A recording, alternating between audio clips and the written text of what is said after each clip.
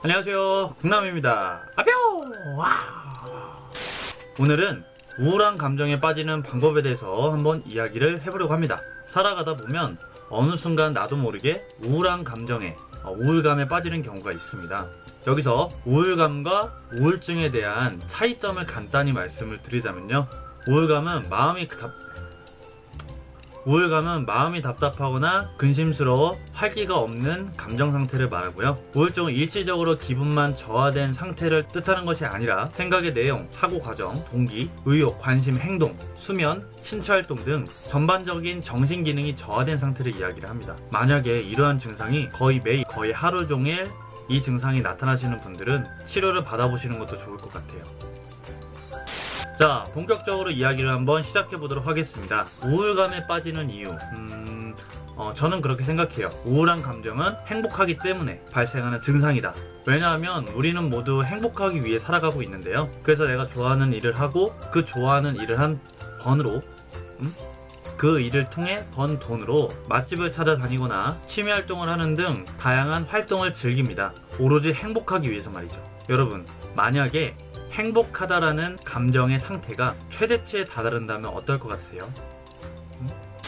행복해지기 위한 여러 행동들에 의해서 행복감이 생기고 그 행복감이 극에 다다르게 되면 더 이상 그 행복해지기 위한 행동은 행복감으로 다가오지 않습니다.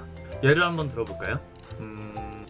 취준생일 때는 취업하고 싶다, 취업하면 너무 행복하겠다 라고 생각을 합니다. 그리고 취업을 하고 나서 첫 월급을 받는 순간 행복감에 빠지죠. 와!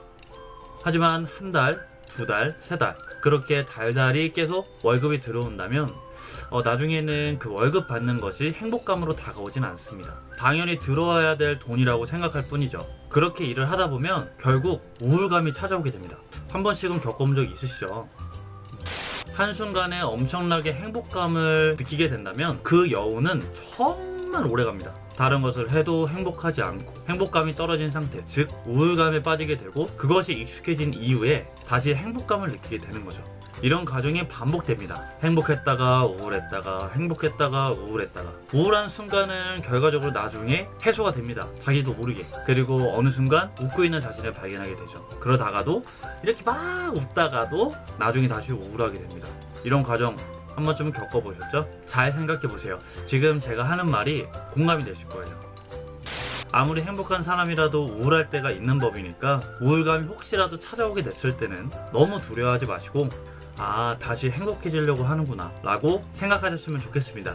근데 그 우울감이 정말 오랫동안 지속이 되고 의욕도 없고 관심 가는 것도 없고 그리고 수면도 방해를 하고 잠도 못 자고 신체 활동에 어떤 문제가 생긴다 이런 증상이 발생했을 때는 꼭 치료를 한번 받아보시는 것도 좋을 것 같아요.